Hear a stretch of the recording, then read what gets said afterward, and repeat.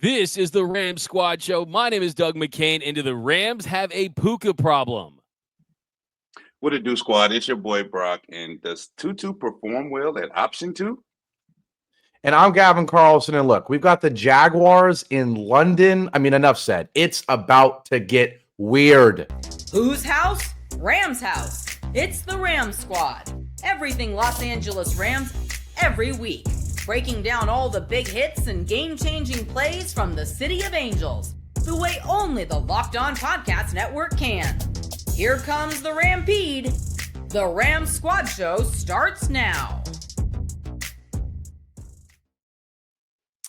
Yes, it does. What is going on, Ramley? The Rams Squad Show is back. The Mob Squad is back. It's Thursday morning. The Rams are on their way to London, maybe as we speak. Coming off an interesting game in Baltimore. We're here to break that down. Of course, the Puka Nacua injury. We have to talk about that. How good is this Rams team? I feel like I ask that question every morning when I wake up. And also, how will the Rams do in London? We'll make our predictions. You'll hear what the three of us think. But before we jump into this one, this Thursday episode is brought to you by PrizePicks. Download the PrizePicks app today. Use code LOCKEDONNFL to get $50 in lineups after you play your first $5 lineup. Now, I got to say, Big Brock in here, Rams legend. In case you didn't know, he's also an LSU legend. He came in absolutely dripped out in LSU gear today. So I had to, get home, take off my work clothes, and throw on the UCLA gear myself. Because for once, D-Mac, our Bruins, we're in the news for a good thing. How you doing, D-Mac? I'm doing great. Thanks, Gavin. What up, Brock? But yeah, here's the thing. Your UCLA crew doesn't say UCLA NFL. If you notice, it's an extra flex for Brock, because I'm pretty sure it says NFLSU. So, yeah, that's hard. I mean, I respect the fact that you tried to kind of to step your game up and try to maybe top him a little bit. But last time I checked, you're a journalist, though. You're a journalist, though. You cover the team. But Brock was playing for that LSU team. But, yeah, I mean, you got to respect that. He's flexing on both of us, Gavin. But, hey, we do have a lot of pride. Brock, we will see LSU. If you want to see us this year, you have to find us in the national championship game. That's where we're going, right, Gavin? I don't care. I don't care. Oh, man. Hey, I got to say, first it was coming after how much his chains absolutely destroyed mine. Now it's that his NFLSU polo smokes my crew neck. Brock just stays sunning me. NFL player, moral of the story. I'm sorry, bro. I'm sorry. In case you guys forgot, we have an NFL player on here, by the way, an absolute legend, and he's gonna. That's right. We have that. The ultimate flex of the show is that we have a former Rams great on our show. That's true. Flex. And D-Mac's gonna rub it in that he's a whole lot better than me. No, but definitely not. We got a fun show today. Obviously, we're in a silly mood already.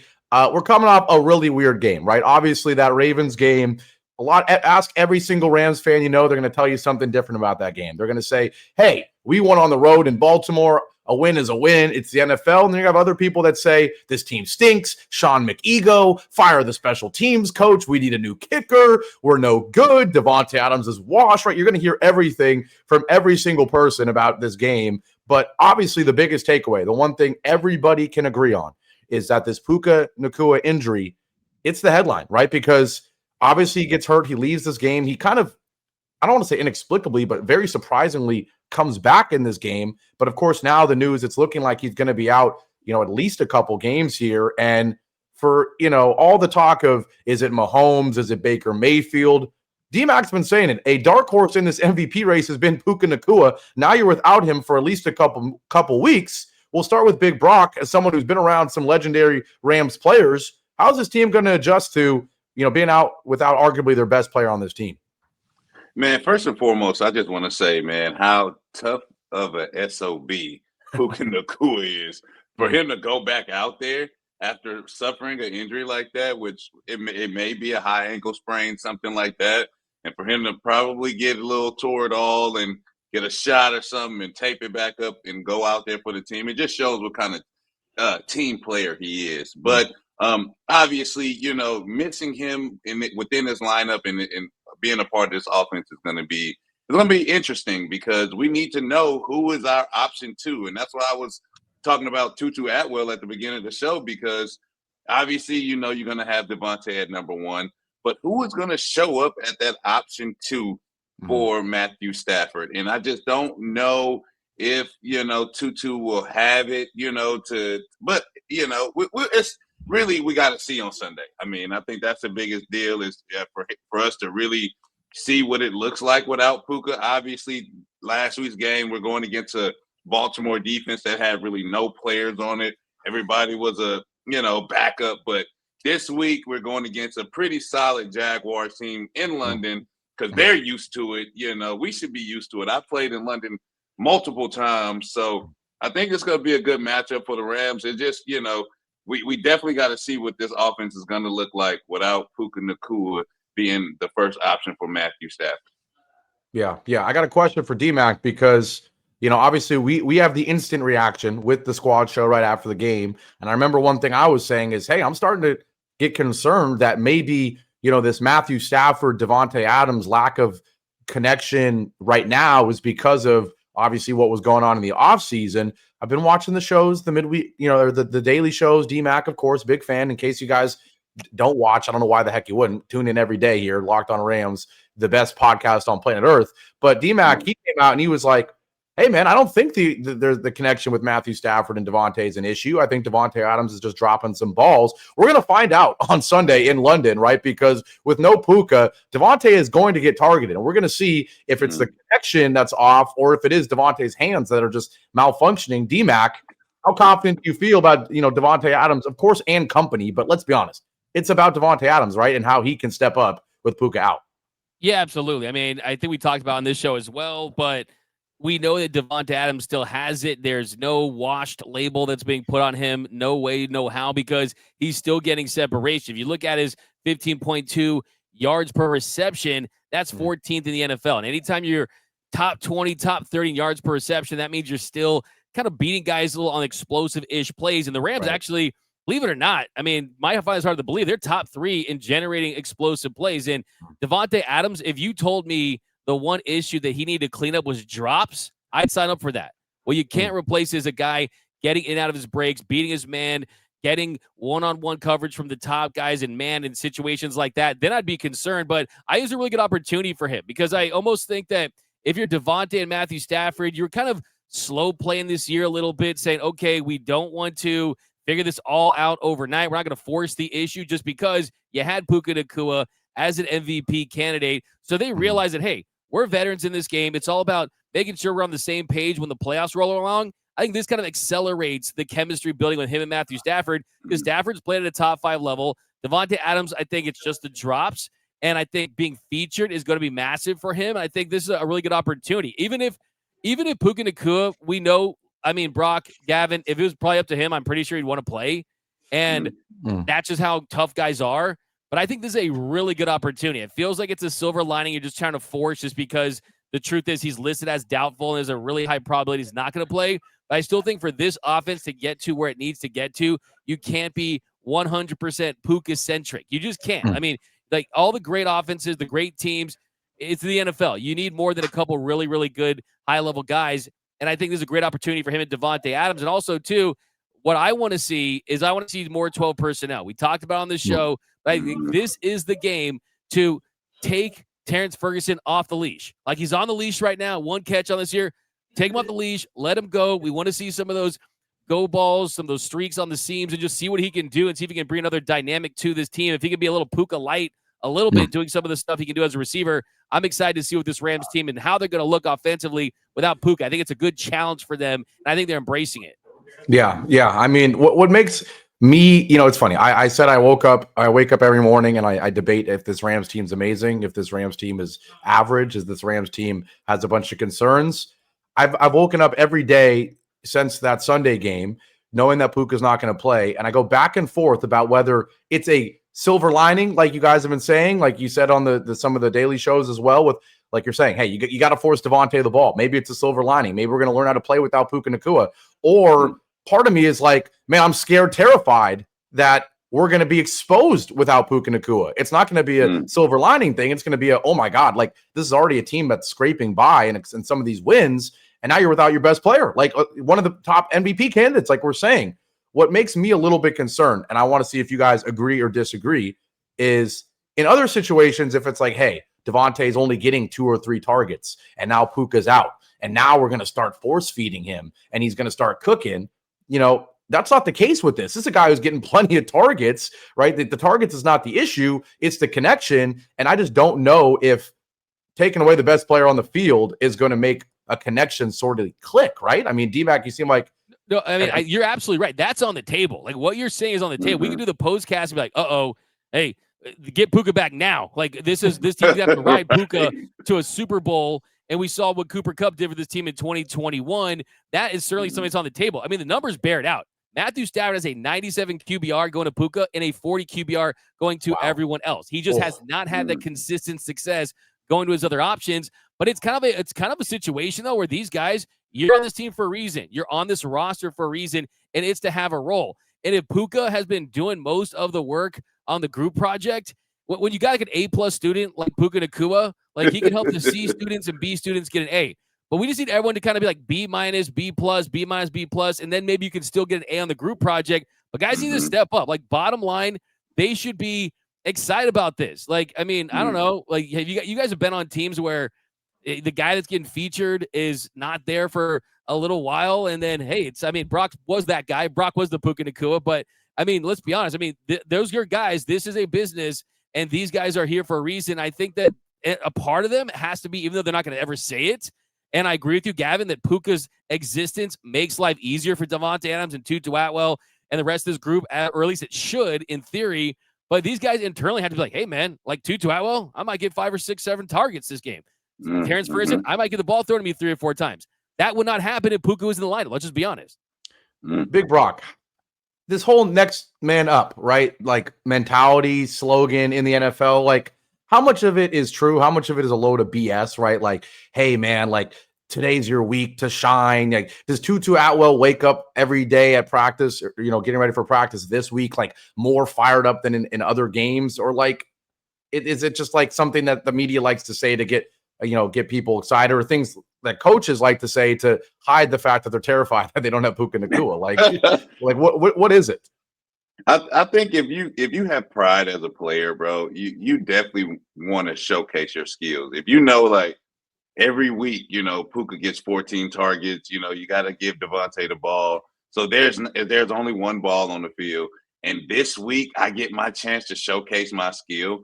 I think the pride of a player should show up in this instance. I think Tutu, I think Terrence Ferguson, I think Jordan Whittington, I think these guys should want to be able to step up at this point in time, just to show, like, coach, you might need to feed me a couple of times, throughout the game, so I can showcase my ability, But for the most part, man, it is something internal in a player specifically, because you can't teach that, you can't coach that. You have to have a guy that truly wants to be out there, wants to do what he has to do for the team. And like I said in one of the other shows, man, one thing Sean McVay can do is rally the troops. And, I know he's pumping them up. He's pumping up some of the guys, like I said, Tutu, Jordan Whittington, some, Terrence Ferguson, guys like that he wants to showcase. He's pumping them up right now to get in their heads like, there's only one ball. There's no Puka. We got to spread this ball around. So I know he's getting them pumped up, ready for this game. And I want to throw something out there, too, because fellas, just so you know, numbers have been up. We talked about it, right? We're eating good. We're going to Sizzler this week. And it's because we got a lot of people watching these shows that, I'll be honest with you, they don't care at all whatsoever about the Los Angeles Rams. We have a lot of people, as Gavin knows, that are fantasy football owners of Puka Nacua that are tuning into our episodes to see if their WR1 is going to be playing on Sunday. And I just want to throw this out there. Like, is there anyone out there, you fellas, that think there's any chance that he plays? I mean, you've got the bye, you're going to London, and he's got the ankle. I rewatched that play a couple different times. Thankfully, it doesn't look like there's a world where people were saying, oh, high ankle, oh, fractured fibula, like very scary, long-term significant injuries. There's no world where he plays on Sunday, right? Let's let the former players discuss it first, Brock. What do you think? Man, it truly depends on him personally. Obviously, I seen him in that last game where he got injured and he showed back up. For me, it definitely depends on how he's feeling throughout this week. I know the Rams training staff, that's a great staff. If he wants to play and he's really pushing, I can see him getting out there. You know, I know it right now is at doubtful, but if he's the tough SOB that we think he is, I can see him getting out there just because his pride is hit right now. He's like, everybody's saying he can't do it. Everybody's saying he's going to be out. He's fighting with the training staff right now. I know that's what type of guy he is. I know they're like, no, sit down. No, Puka, you don't have to do. We got the bye. He's like, no, I'm going out here and I'm going out here and playing this game, and I'm gonna go show up for my teammates. So there may be a world where Puka just gets out there. He pops a couple of feel good pills, and he gets his ankle rubbed on a little bit, get it taped up nice and neat, and he shows up on Sunday. Here's my thoughts. All right, I'm gonna give you the less. I don't want to say like media trained answer, right? I'm just going to get, man, he better not play as much as I would love him to play. If Puka goes out there and aggravates that the day before or the week before a bye, then with the Saints after that, like this London games, I heard said in the intro, they're so weird. Like there's so many reasons why they're weird. You're playing in a stadium full of people that don't even know what football is. They're going to be wearing, there's going to be more Mahomes jerseys in the crowd than Puka jerseys. Like, I don't know much about travel and the NFL. Big Brock knows more than both of us. Like, wouldn't the smart thing just be, hey, Puka, I know we're in Baltimore and then we're flying straight to London. Look, you take a flight back to LA right now. You chill at home.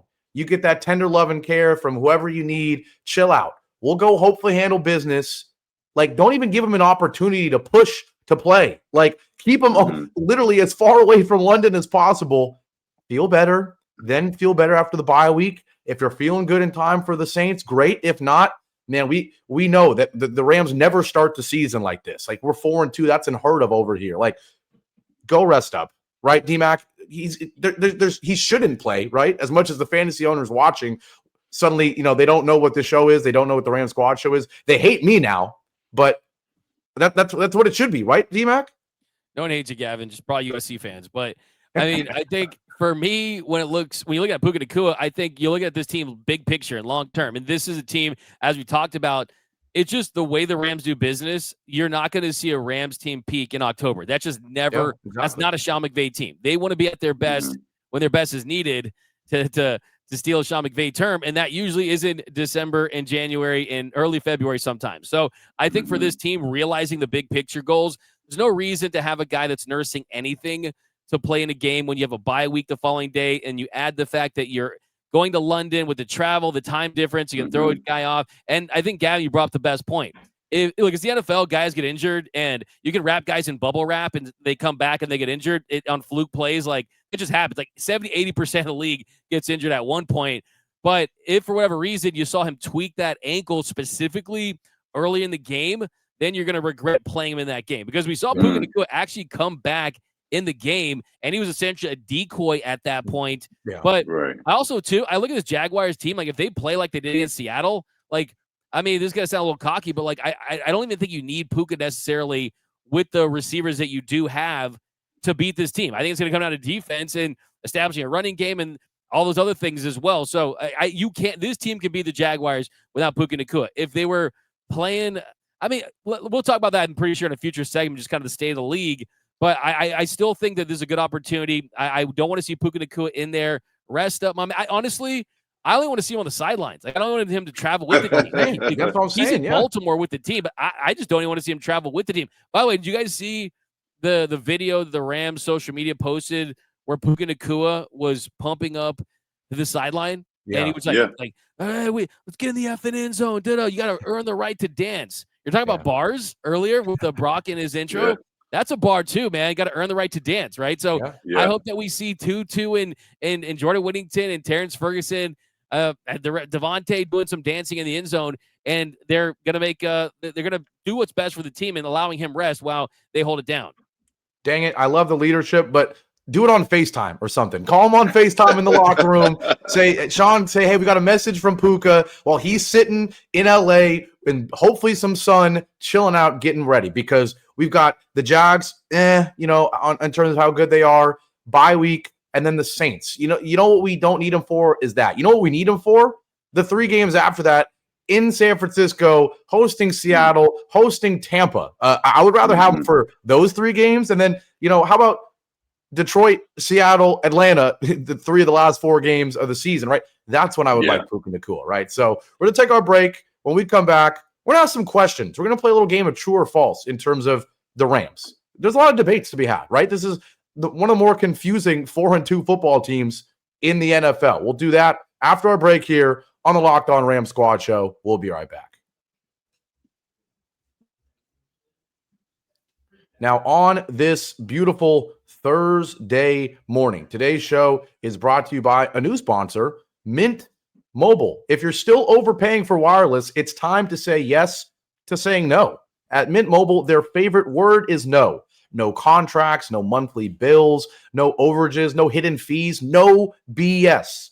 I said yes to making the switch and getting premium wireless for just $15 a month. Mint makes it simple. All plans come with high-speed data and unlimited talk and text, all the stuff you need, delivered on the nation's largest 5G network. You can even bring your own phone and keep your same number and contacts. What I love is that you're getting the same quality service you had before, but for a fraction of the price. Like literally, I've watched the ads before. I've seen it, and I'm like, how is this possible? Wait, how are they offering like the same amazing stuff that you normally have to pay way more for a better price? Like it generally doesn't make sense, but man, take advantage of it. All right. Are you ready to say yes to saying no? Make the switch at mintmobile.com/lockedonnfl. That's mintmobile.com/lockedonnfl.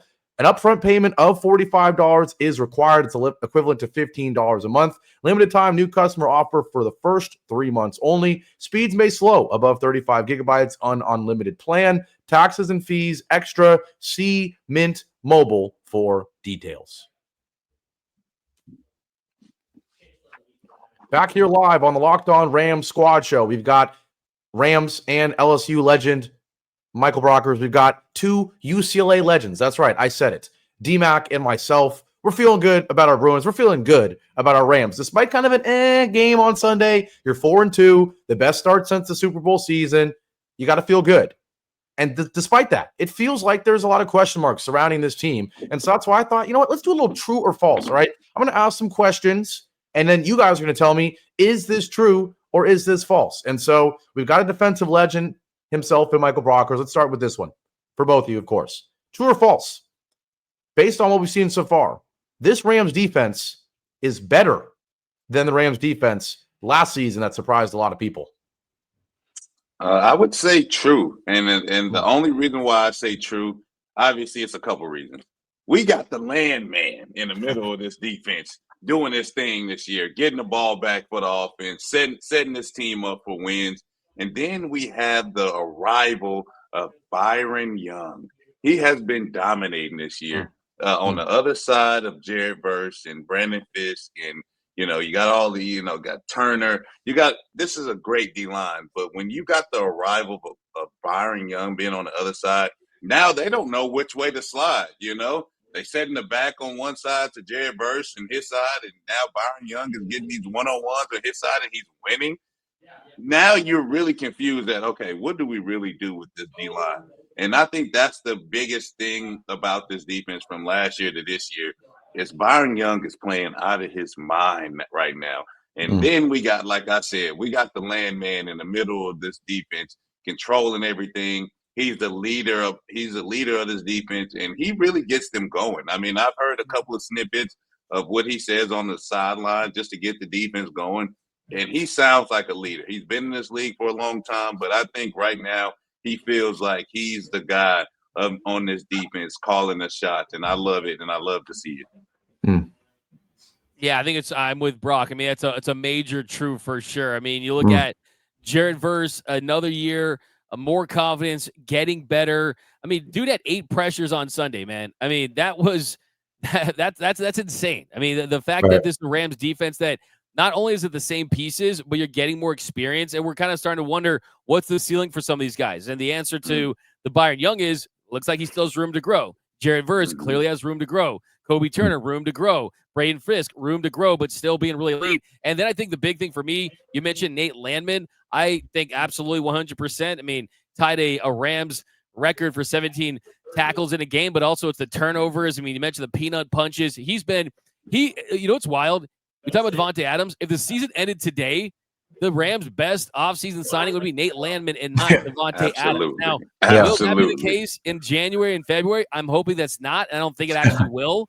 But just to think about a dude that's getting $1 million, which is a lot for Gavin and I, right? But like, I mean, to make that kind of scratch compared to a Devante Adams or some of the high-paid players at the position, you're looking at a guy that set himself up nicely.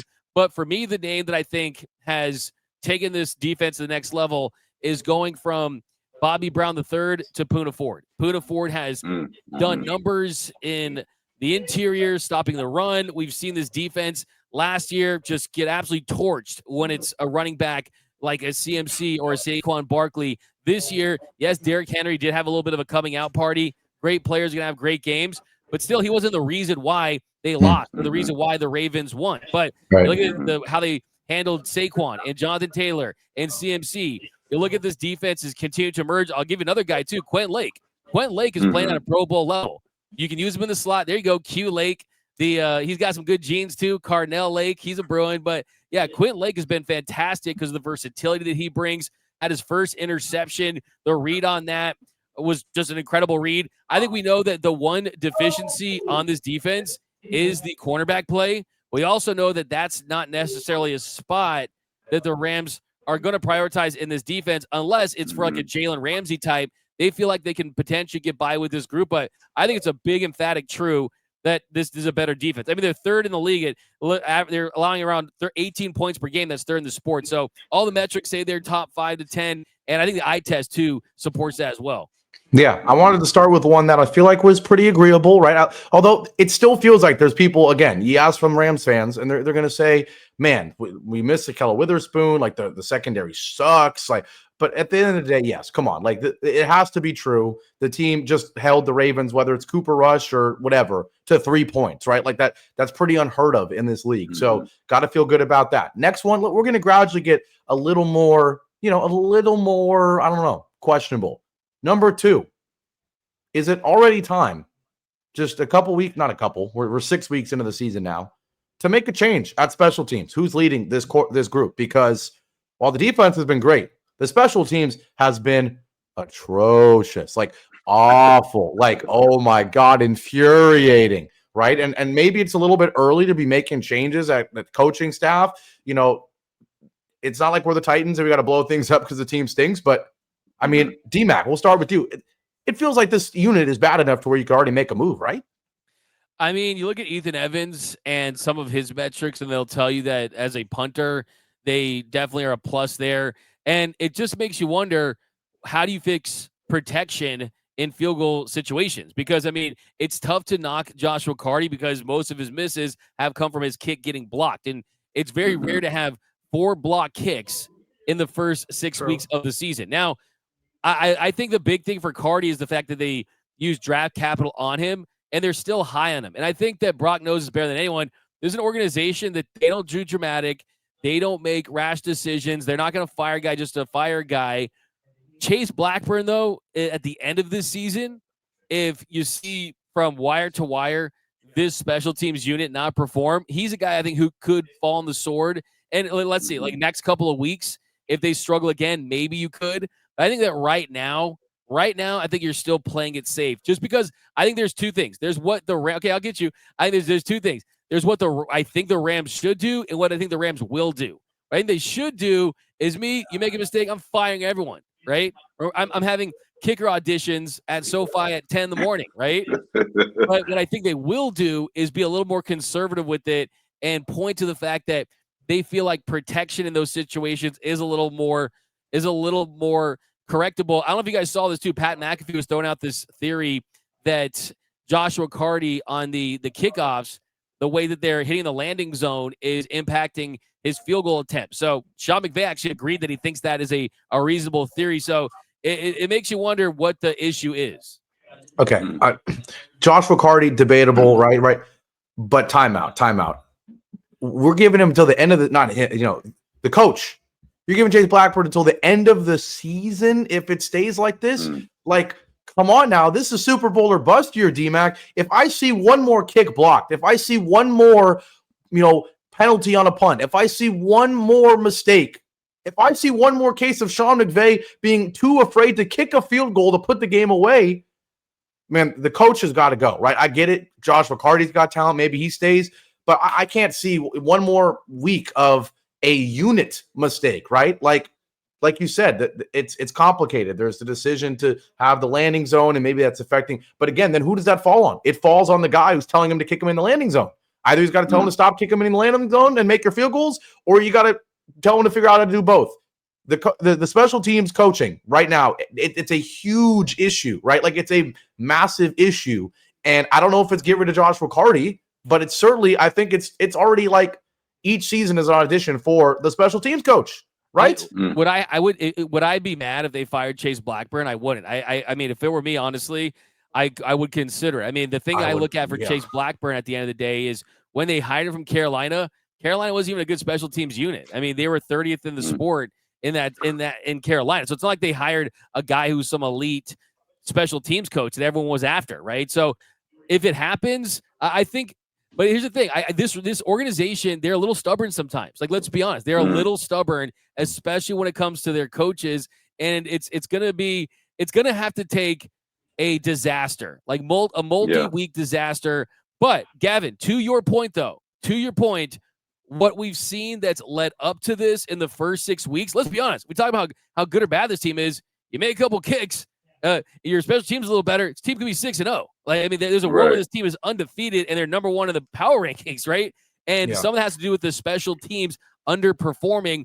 But to your point, Gavin, what we've seen up to this week, they are on watch, right? They're on fire alert, right? They're on the hot seat. So I think you can put them on the hot seat, and it's going to be sink or swim for the next couple of weeks. But if it happens, I'm for it. But what does that? I think I always look at personnel. And for me, special teams always personnel over scheme and coaching. And I think Koo would be my kicker. I think there's a confidence issue with Josh McCarty right now. I really do. See, that was going to be my question for Brock is like, in terms of, and I feel like I've already asked you this question because we've already had kicks blocked in multiple weeks. We've already had a bunch of shenanigans in special teams. How, is special teams a personnel thing or is it a coaching thing? Because at the end of the day, no offense to these guys, but they're all third string players at their position being asked to be starters in special teams, right? So I don't think, yes, there's a couple guys that are like the special team specialists. They make Pro Bowls, right? But at the end of the day, is it not coaching for above personnel? And should we not be having a huge microscope on the leader of this unit more so than the players themselves? You would know more than me. You played on this darn field, but I feel like it's a coaching thing, right? For me, man, I would say it was a coaching thing based on him getting his guys ready to play as far as wanting to play. Because obviously nobody wants to play special teams unless you're a special teams guru. But nobody wants to play special teams. I mean, I'm gonna be honest with you. They rather be focused on, hey man, if somebody gets hurt, I need to show up for the offense, or if somebody gets hurt, I need to show up on defense. Nobody really wants to play special teams. But I think it's up to the special teams coordinator to make his guys want to play, to make it an importance for them to make sure they block for the kick, or they make sure that they're getting the ball, past the landing zone and things like that. So I do think, it does hold weight with the head coach of the special teams as far as making the guys want to play a little bit more, a little bit harder and things like that. But it's definitely player personnel, man. I mean, when you got guys getting knocked back 3 or 4 yards in the backfield, then D-line's getting their hands up. I mean, that has nothing to do with the coach. It's all about 1-2 and the guys that's performing and making these things happen. I think, too, you want to throw something in there? Chase Blackburn was handpicked by Sean McVay. A lot of other organizations, when the GM, when some other people in the football ops department have decision-making power, then maybe you make that decision. But this is a Sean McVay guy. And I will say, though, when's the perfect time to fire a coordinator or a special teams guy? Bye week. A bye week. So, hey, if Gavin's going to be wishing for shanks, he's going to be wishing for block kicks, he's going to be wishing for muff punts, because you want to see this man shown the door. But I do want to ask Brock a question, though. Brock, when you were in the building and Bones was there, Fossil, I mean, he got a lot of pub, dude. Like, he got a lot of love, a lot of pub. Yeah. He's not on the market. But, I mean, was there kind of an understanding, like, okay, this is a difference-making special teams coach, and how much was you respected in that building? Yeah, and like I just said, like, he made the guys want to be a part of special teams. Like, you know, they did little things every special teams meeting. You know, they used to do like paper rock scissors wars and paper rock scissors battles, and you know, he made it exciting. You know, it just wasn't, hey man, we're gonna be, you know, blocking for this kick. He made it exciting. He made everybody feel important, you know, on the special teams, even the defense. Like, the starting defense is usually, you know, on punt return and things like that. And he even made us feel like, hey, this is important. We need you, you know, we need you to be on your P's and Q's when, you know, when this is called. So I definitely think it's a part. It's heavy on the leadership when it comes to special teams to make guys want to be a part of your special team unit. So, Brock, what I'm hearing is it's execution, but also buy-in and having guys have a sense of pride to play special teams. Right, absolutely. Yeah. Hey, that's amazing question, amazing insight. That's what this is all about. That was very surprising, right? Because you would think it's hey, like, is it the way they're coached in terms of technique or something? Man, sometimes the players have got to care. It's interesting to hear. It really is. So I love it. Question number 2 in true or false already had, you know, the tempers rising, the debates flaring. I love to see it. We got the biggest, in my opinion, true or false question of the 3 coming up after the break. We'll get to that right after our break here on the Locked On Rams Squad Show. We'll be right back. Now, this show is also brought to you by another new sponsor, Built, B-I-L-T. Nobody likes paying rent. Amen. Look at me. I'm sitting in an apartment right now, brand new apartment in San Francisco. I don't like paying rent. I'm 23.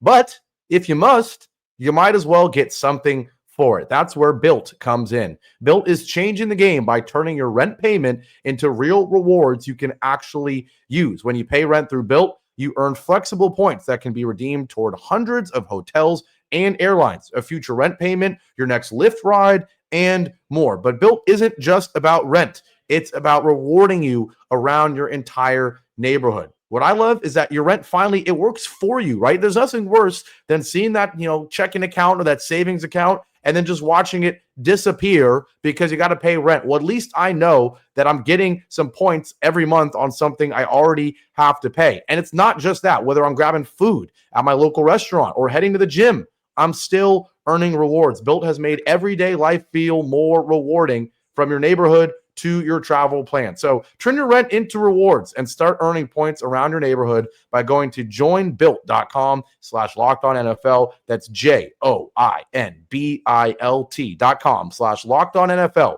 Make sure to use the link so they know we sent you. Locked On Rams Squad Show is back, all on the Locked On Rams YouTube channel and audio feed, all a part of the Locked On Podcast Network, where it's your team every day. Our team is the Rams. Our other teams, the Bruins, and I guess the LSU Tigers for our boy Brock. But let's get to these Rams, and let's get to the last true or false question, all right? True or false? Based on the fact that this team is 4-2, based on the fact that you had an offseason where you didn't know if your quarterback was going to be able to take a hit and stand up, but also considering the fact that you haven't really been impressive in really a single game this season, true or false? You feel better about the Rams now than you did coming into the year? I got you stumped. Oh, my gosh. Yeah, I'm stumped because I'm looking at it like I have high expectations for this Rams team, and they just have not met the standards, you know? Obviously, we're 4-2 right now, but it's like, it's such a sloppy 4-2, and I don't know if it's personally me and my expectations that I'm putting on the team, or is it really like underwhelming wins, you know? Like, we beat teams that we feel like we're supposed to beat. Obviously, the Colts and the Ravens were beat up. You know, we beat Houston and Tennessee. It's just like I just haven't seen them beat the elite teams, and we said it. They're a couple of field goals blocks away from being 6-0 or anything like that, but it's still like you dominate the Eagles in the first half, then you allow them to come back in that game. You lose to a playerless 49ers team. Mac Jones is beat out of his jersey. And you allow that team to win that game. So it's like, it's still underwhelming for me. And I don't know if it's just I'm emotionally attached to my expectations, or is the team really just not as good as I thought they were? So I'm going to definitely go probably false on that one, just based on the fact that they haven't played up to the standards that I feel like they should be playing at. That's fair for sure. I think for me, I kind of want to do the Magic 8-ball thing, ask me later type thing, but if I have to answer this question now, I will say true. It's not in all caps, but it's on bold, but it is true, because if we're being honest, let's not forget, we're just, I don't know, less than 2 months away from talking about if Matthew Stafford was going to be able to complete the season. Not only has the back held up, he's been a better version of Matthew Stafford than we saw last year, even the year before that. I mean, this is truly top 5 Stafford. Also, to look at the fact that, Devante has not been Devante yet, but he's still an upgrade to Cooper Kupp. There's the Cooper Kupp shot of the week. And then I also look at the fact that, too, a young deep. It's tough to think that Jared Verse and Byron Young and all these young dudes are going to be able to lead this team to a title last year, the year before that, right? I mean, Jared Verse, a rookie last year, Byron Young year before that. I think these guys needed a little time to marinate a little bit and grow and get experience. But in year 2, year 3, I think it does look like a team that you could rely on those dudes. And I also expect this team to at least be active at the trade deadline. You did mention, Gavin, the Ahkello Witherspoon injury, and that was a massive blow. I mean, the clavicle injury, broken clavicle, you're out till week 12. You wonder how quickly he can get up to speed when he does return. Emmanuel Forbes has not worked out.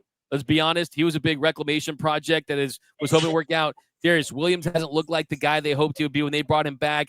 Kobe Durant's kind of up and down. But, I mean, think of it. I mean, Brock mentioned earlier, Nate Landman versus linebackers last year. Poona Ford upgrade to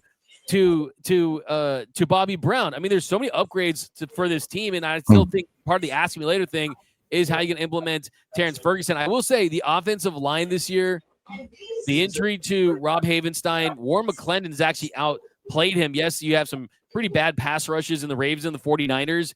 Avala's been out at times. I think the disappointment to me is bringing Coleman Shelton back and Limbers play. They're kind of weak on the interior. So there are areas where they were better last year than they are this year. But I think as a whole, the upside is higher with the 2025 Rams. I think the ceiling's higher with this group than it was last year. You took the last sentence you said was going to be my exact answer on this. And I don't know if that means the answer for me is true or false, but as someone who I probably came into the season of the three of you, probably the lowest on the Rams being a true Super Bowl contender, right? I feel like the Rams were a high floor team in that, like, the team is too talented to be bad, right? They're too well coached to be bad. But the thing I kept saying is, do they really have the X factor, right? They don't have the Josh Allen or the Lamar or the Mahomes, right? They don't have, right, to be one of those teams, right? Now, I kind of feel more like the floor is lower. It feels like there's a scenario where the Rams, like, the defense is only looking this good because they haven't really played elite teams yet, and it's actually, defense isn't really sticky every year, right? It's kind of more up and down. And the offense, there's a scenario where if Puka doesn't get healthy, if Devante stays playing like this is a below average offense. On the flip side, the Rams are 4-2 without their likely true offensive form showing yet, without Jared Verse finishing all of those pressures with sacks, right? Without the secondary being healthy before they go make a trade acquisition. So the ceiling, I think, is higher than I thought it was coming into the year, because they're 4-2 and they're not playing good football, and they haven't had Devante Cook yet, and they don't have an acquisition that they're going to make at the deadline defensively, and they aren't making kicks yet. So that was a real long, yappy way of me saying I think it's actually true. I think I'm going to say true in terms of feeling better about the team now. And it's Gavin, how much does it factor in for you too, the rest of the league? I mean, you look at the power rankings, Amen. the Buccaneers are 1. The Yeah. Colts are 2. I mean, there's a lot of different power rankings, but Yep. these are the teams you're seeing up there. The Packers. I mean, I see Broncos pretty high in some lists. The Patriots emerging. The Bills and Chiefs aren't what they were. The 49ers with all the injuries. I mean, I think there's a lot of Beamers and Benzes. I don't see a lot of Ferraris and Lambos and Bugattis and Rolls-Royce teams, right? I mean, we could see after the trade deadline as guys get better, but I think there's a lot of good, not a lot of great. And I think for me, that fits perfectly into what we talked about on the show for the Rams strategy of just kind of their trajectories, just kind of ease their way into the season, but they still have put money in the bank at 4-2, but they want to play their best football when it's time to win a Super Bowl.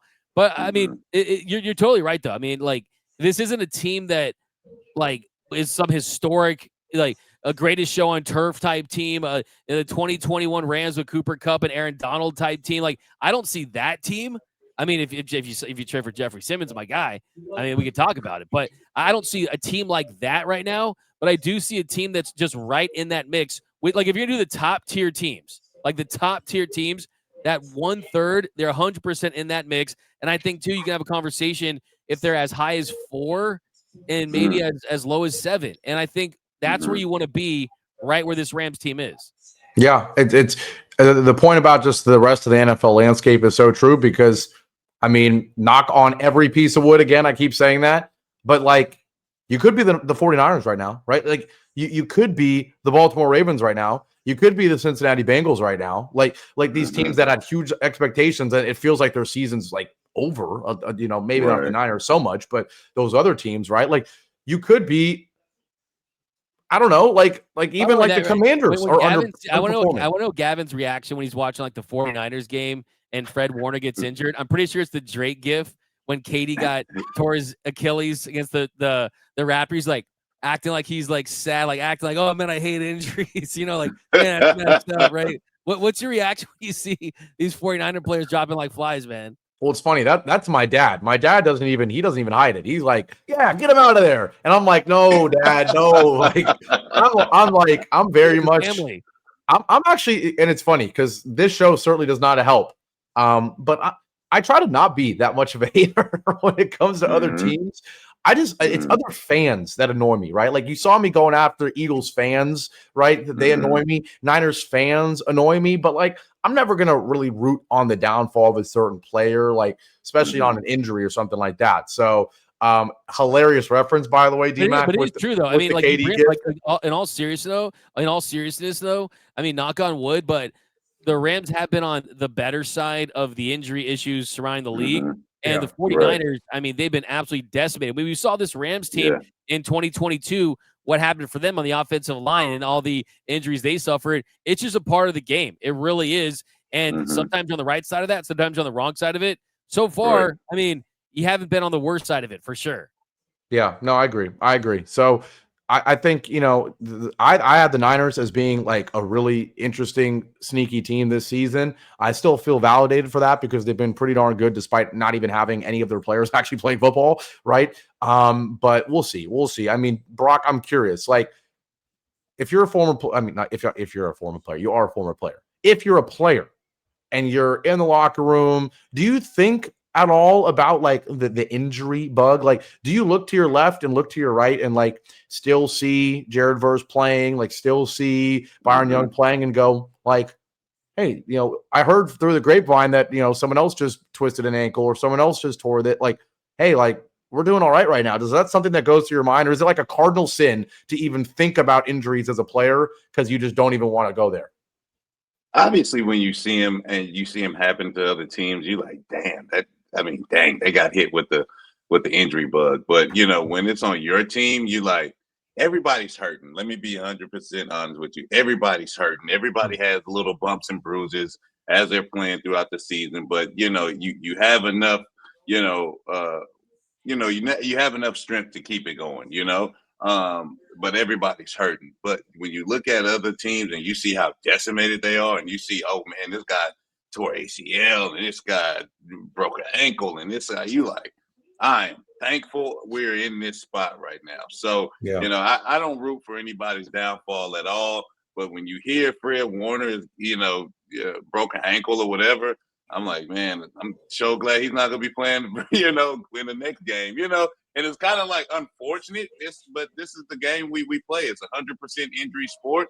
And you just, you don't want it to happen. But when it does happen, and this is a division rival, this just makes him a whole lot less powerful. So you're like, man, hopefully he doesn't miraculously come back for our game because he just hates our guts. So, hopefully it's a more benefit for us moving forward.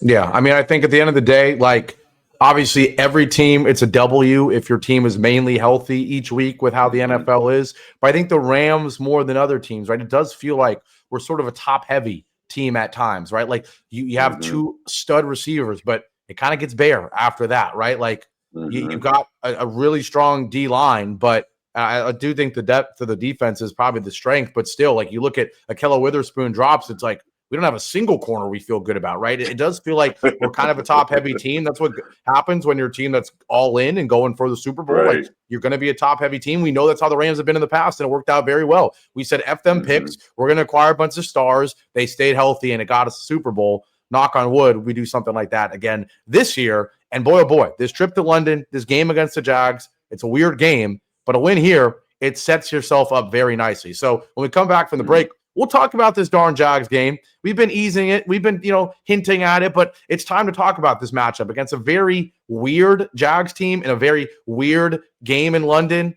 Will the Rams pull out a victory and get to 5-2 going into the bye week? We'll talk about that after our break here on the Locked On Rams Squad Show. Now, finally, today's show is brought to you by Mazda. Look, Mazda, it crafts cars for those who do more than simply move. Mazda delivers confidence with every ride, with more IIHS Top Safety Pick Plus awards than anyone else as of August 2025. From footwork to breathwork, athletes sweat all the details. Mazda brings this same intention to how we craft every model. You can feel the Japanese craftsmanship in every detail, from the metallic accents to the available Napa leather upholstery. Look, and with all-wheel drive standard in every crossover SUV, you can drive with confidence through almost any season. Like our players, we sweat every detail because when you make every move count, impossible becomes irrelevant. Mazda, move and be moved. Locked On Rams Squad Show, the Mob Squad, all here. And it's time. We wasted long enough. It's time to talk about the Jags because this is a weird football team, right? There's no other way to put it. This is a weird team. I don't think there's a play that better sums up the Jags than Trevor Lawrence falling on his face on Monday Night Football against Kansas City, standing up and scrambling into the end zone. Maybe the only thing that sums up the Jags more is, like D-Mac hilariously said, Trevor Lawrence not being able to motivate a sandwich or motivating us to make a sandwich. He probably couldn't motivate a sandwich either. Yet somehow this is a Jags team that, like our Rams, is 4-2. This is a Jags team that has wins against Kansas City, wins against San Francisco. They handled business against the Texans and Panthers. But at the same time, they looked pretty darn bad last week against Seattle, losing 20-12, 12 points. 12 points. I mean, D-Mac, what say you? Is this Jags team good? Like, I genuinely don't know. They kind of feel like the Colts a couple weeks ago when we played them. It's tough. I mean, it's still early. I think they're a much improved team. They're a more physical football team with Cohen just instilling the culture in Jacksonville with the Duval and everything that he's brought to that group. Duval. And I think with Trevor Lawrence, kind of the interesting thing about him is it's bad Trevor Lawrence is pretty bad. Good Trevor Lawrence can help you win a game, but there's a lot of variance between good and bad Trevor Lawrence. You don't know which version you're going to get. He's really good at avoiding sacks. So that's something I think plays into their favor. The Rams do get a ton of pressure. They're able to sack the opposing quarterback. Can he break free, get some runs on the ground? Travis Etienne is another guy that he was a boom for the first couple, 3-4 weeks of the season, and then he's kind of fell off a little bit. So I think it's a game where the Rams feel like they're more legit 4-2, as you point out, than the Jags are 4-2. It does feel like London always kind of feels like it's the Jaguars' home field for whatever reason because they played there more than any other team. Are they a good team? I would say that they're kind of good adjacent, but I think last week's performance from what we saw from them against the Seahawks, if they play that game against this Rams team, they won't win this game. But the big question for the Rams is how many points can you score without Puka Nacua on the field? And that's going to be the big test for them. So points are going to be at a premium. I like the Rams defense going against this Jags offense, but it's not going to be easy. I think it's going to be a close game. Yeah, I mean, Brock, what's interesting about this Jags team is like, I don't know if it's the stink of them being the Jags. I don't know if it's that their games are like usually boring or they're never prime time. But like you kind of forget there's a lot of studs kind of on this Jags team. Like maybe Trevor Lawrence isn't, but like Brian Thomas Jr. was one of the best receivers in the league last year as a rookie. Obviously, you've got Travis Hunter doing it on both sides of the field. And then you look at this front seven, specifically the DNs.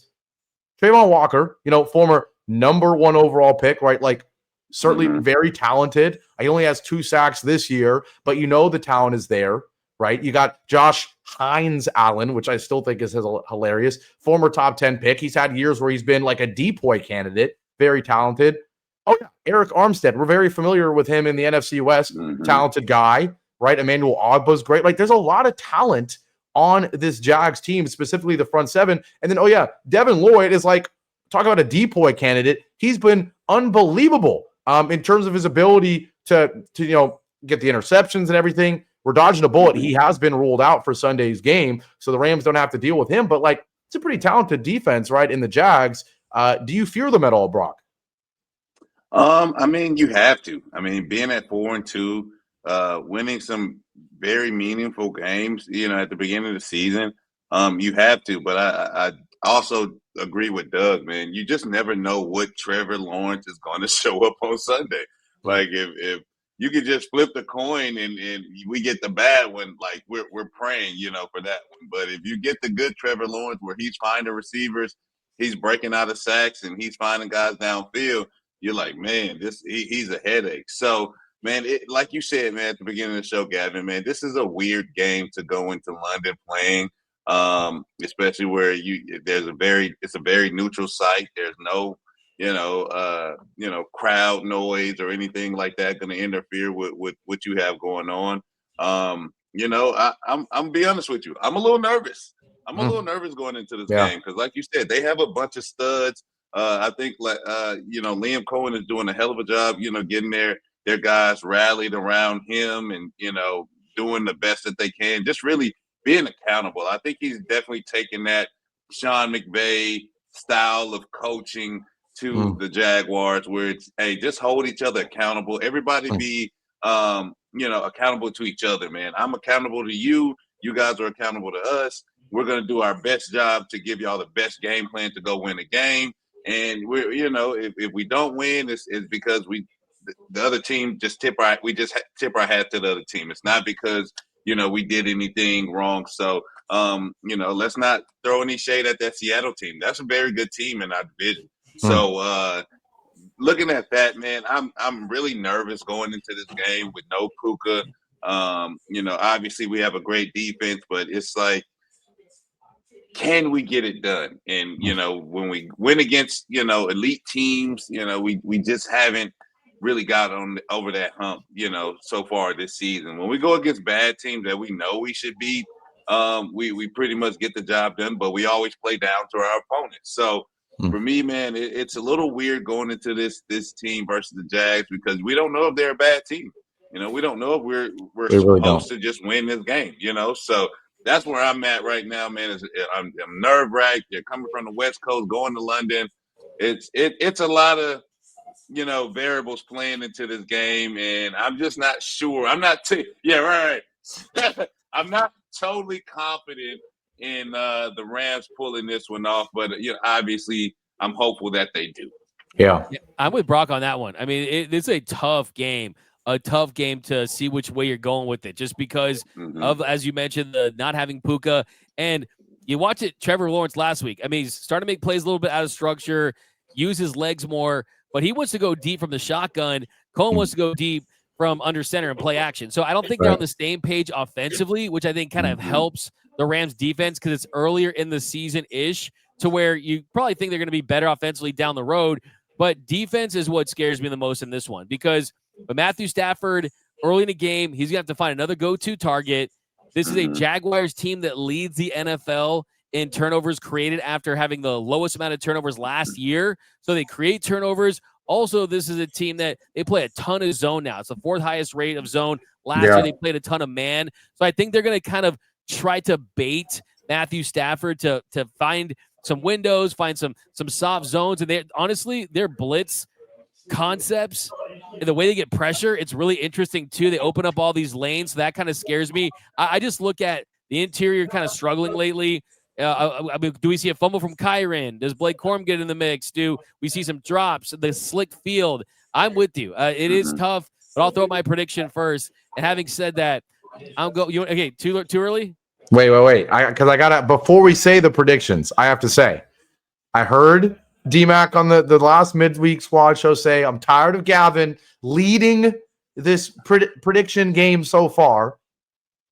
I don't know how long it's going to last, but while I'm leading, I got to toot my horn and make sure everybody knows what the status is of this thing before we go into the next round. Friendly reminder that the Rams are 4-2, but Gavin's 5-1 is in his predictions because he also predicted the Eagles game, right? So I'm 5-1. I like I'm using my name in a third name, saying third person. That's just disgraceful. So but at 5-1, you're going to make history. You're looking to make history for the inaugural squad show, and you're going to win the prediction. You're going to make history just like Angel Reese made history for being the first pro athlete to walk on the Victoria's Secret runway show. I mean, you're making history. You're trying to make history, and we're going to try to make it where you don't. So I was going to surprise you by a pick, but I kind of think you're leaning towards this one, Gavin. Oh man! Oh my God! I could.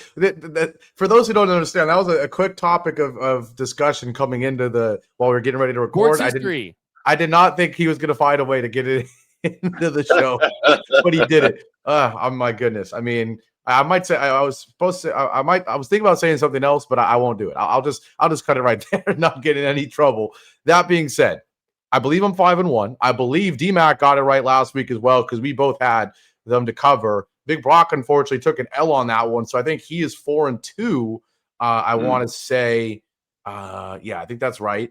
Or no. I think I'm 5-1. D-Mac's 4-2, and Brock is 3-3. I think that's what it was. Someone correct me if I'm wrong in the comments. Maybe I need 500. Maybe I need to do I need to audit things before I come in here and start talking about how I'm winning. Maybe I should have actually checked that like officially first. That would have been a good idea, but I'm pretty sure that's the case. Graphic.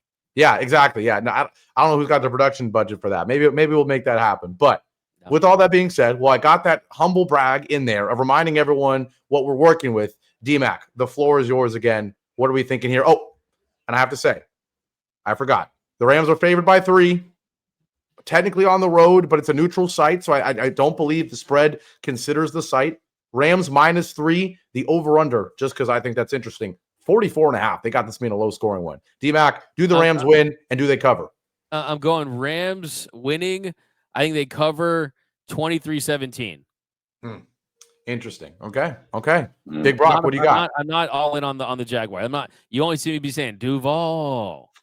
Right. Yeah, no, I agree. I definitely think the Rams are going to win. Are they? I think they'll cover the spread by 7. But I still don't believe that they'll cover the spread more than 14 points. Obviously, it bit me in the butt last week when they're going against the Ravens team. I should have thought more into that. But this week, I think this Jaguars team is pretty good. So I will go 23-20 Rams in this game. Interesting. He goes with the spread push and the Rams squeaking out a win. This is one of these games where I just think it's going to be so gross. Like, it's just going to be a disgusting football game. Like, I can envision it right now. I'm waking up on Sunday morning at 6:30 in the morning after D-Mac knows I'm going to be partying all night, celebrating a UCLA win over Maryland on Saturday. I'm going to be feeling great. I'm going to wake up on Sunday not feeling great. I'm going to have to watch the Rams and Jags play like a field goal fest in London at like 6:30 in the morning, half awake. Like, over under 44.5. The Rams don't have Puka, man. Like, I'm sorry, we scored 17 points with Puka against the Ravens. I've got this game being a game where neither team gets to 20 points. Give me Rams 17, Jags 13. I do call it the not Rams keep it 100, the keep it 0-100. I don't know.